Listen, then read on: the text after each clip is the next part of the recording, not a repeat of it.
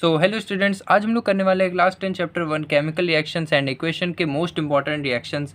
अगर आप ये रिएक्शन अच्छे से देख लेते हो तो आपको बुक उठाने की ज़रूरत नहीं है, ये मेरी गारंटी है। और वीडियो स्टार्ट करने से पहले मैं आपको एक बात बता दूं कि इसको पहले अच्छे से समझ लो, फिर आप जब एक अपनी कॉपी में लिखोगे तो आपको ज़्यादा अच्छे से समझ आएगा। तो स्टार्ट करते हैं वीडियो को। तो सबसे पहली जो हमारी रिएक्शन है वो आती है combination reaction. As you all know, combination reaction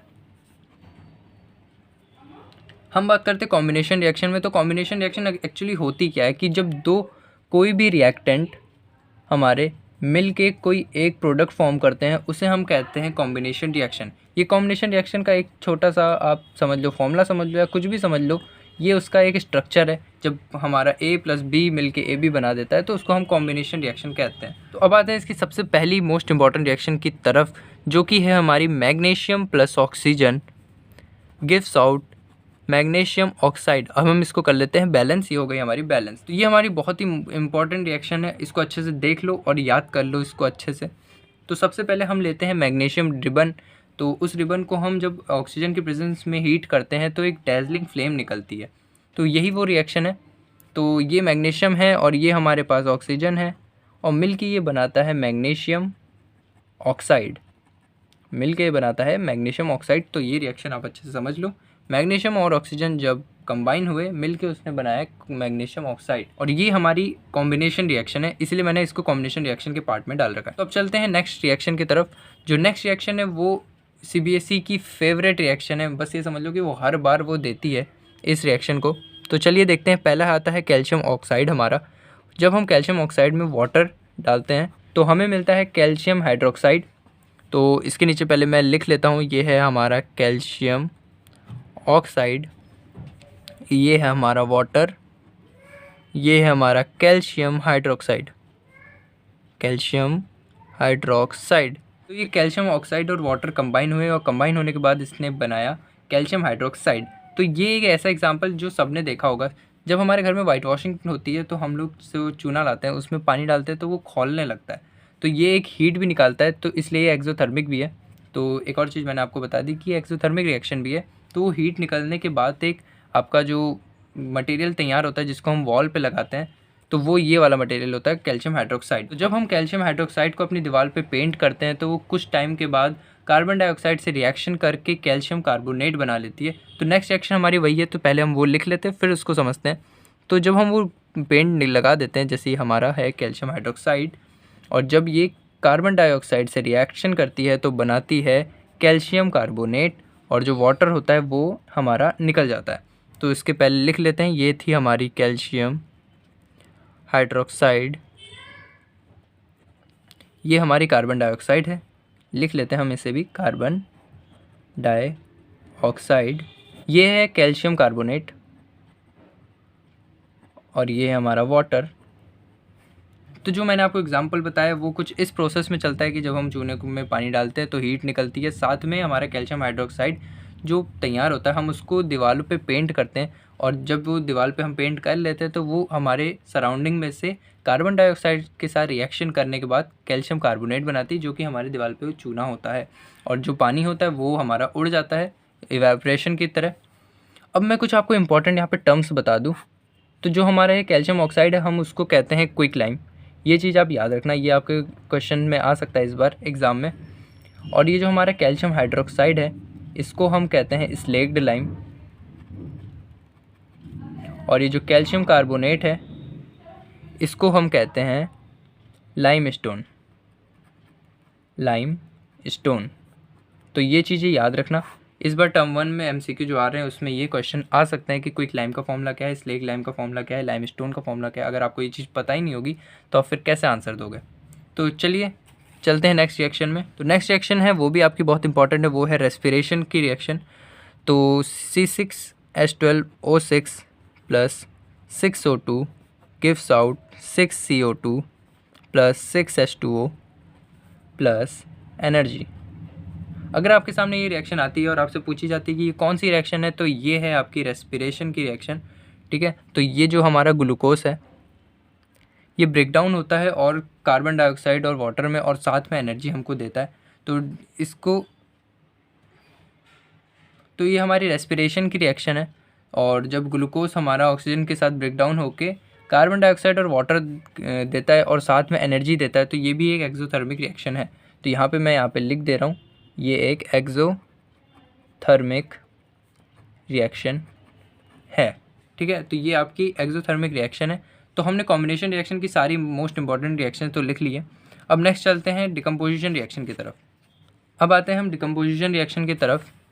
तो डिकम्पोजिशन रिएक्शन में जो हमारी पहली रिएक्शन है, जो कि आपकी एनसीईआरटी में ही गिवन है, वो है फेरस सल्फेट को जब हम हीट करते हैं तो हमें मिलता है ferric oxide plus sulphur dioxide plus sulphur trioxide.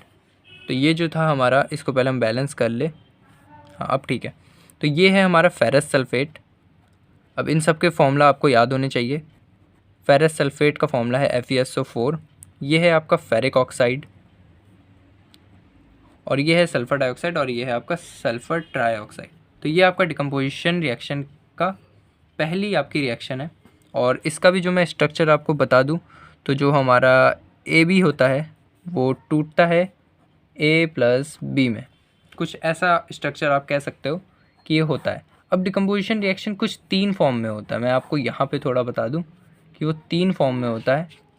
पहला थर्मल, हीट से टूटती है। दूसरा सनलाइट से। तीसरा इलेक्ट्रिसिटी से।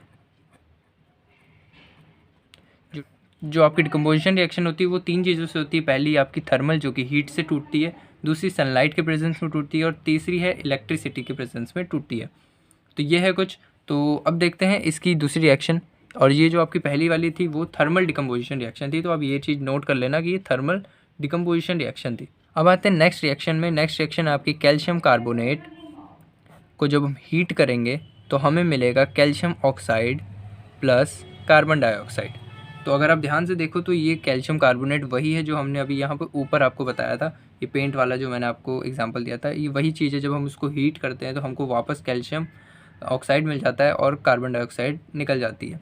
तो इसको मैं दोबारा नहीं लिख रहा हूँ, मैं आपको ऐसे ही बता दे रहा हूँ कि ये है हमारा कैल्शियम कार्बोनेट, ये है हमारा कैल्शियम ऑक्साइड, और ये है हमारा कैल्शियम कार्बोनेट।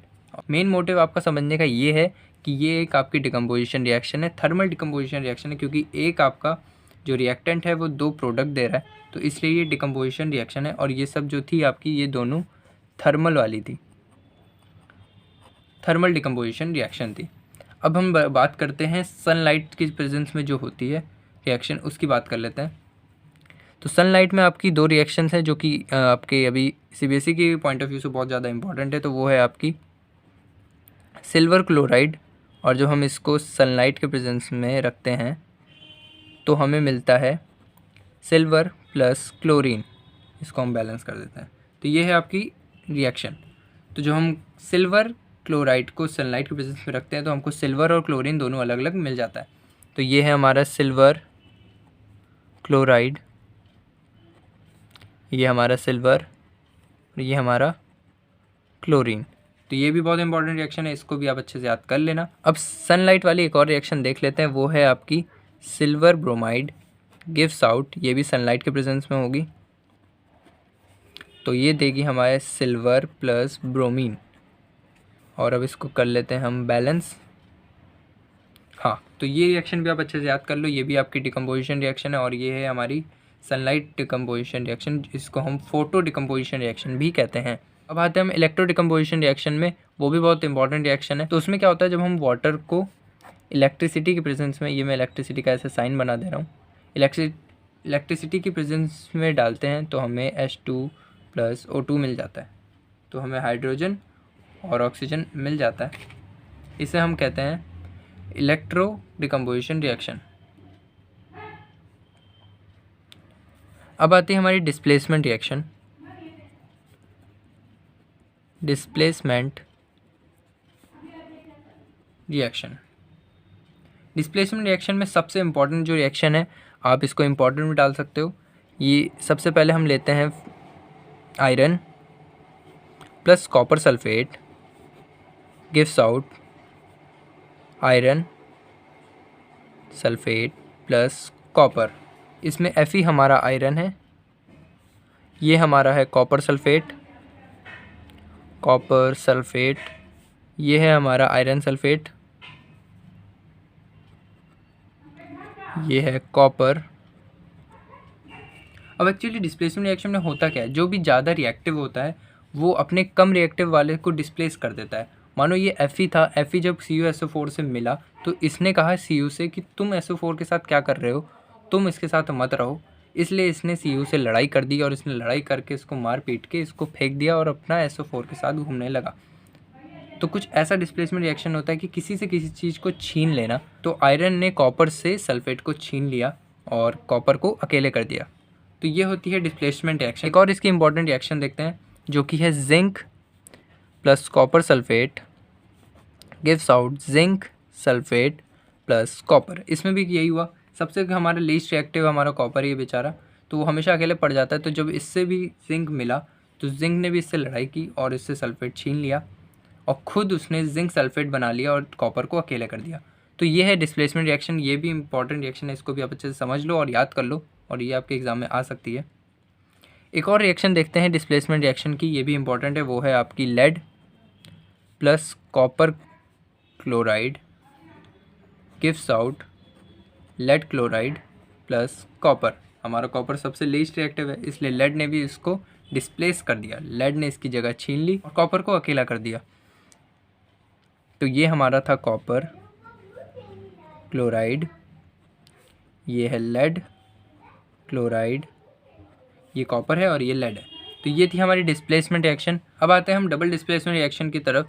तो ये भी बहुत इंपॉर्टेंट रिएक्शन है जो कि CBSE पूछता है। तो इसमें भी एक रिएक्शन लिख लेते हैं जो कि बहुत ही ज़्यादा इंपॉर्टेंट है। वो है sodium sulphate plus barium chloride gives out barium SO4 plus sodium chloride. इसको कर लेते हैं बैलेंस, ये हो गई हमारी बैलेंस। तो इस रिएक्शन में होता क्या है एक्चुअली, जैसे पिछले डिस्प्लेसमेंट में क्या था कि एक उसका दूसरा पार्टनर छीन ले रहा था, इसमें क्या होता है कि दो लोग आपस में पार्टनर एक्सचेंज कर लेते हैं। जैसे सोडियम था तो सोडियम क्या करेगा, क्लोरीन के साथ आ जाएगा और जो सल्फेट है वो बेरियम के साथ आ जाएगा और मिल के ये लोग बनाएंगे क्या, ये बनाएगा बेरियम सल्फेट और सोडियम बनाएगा सोडियम क्लोराइड।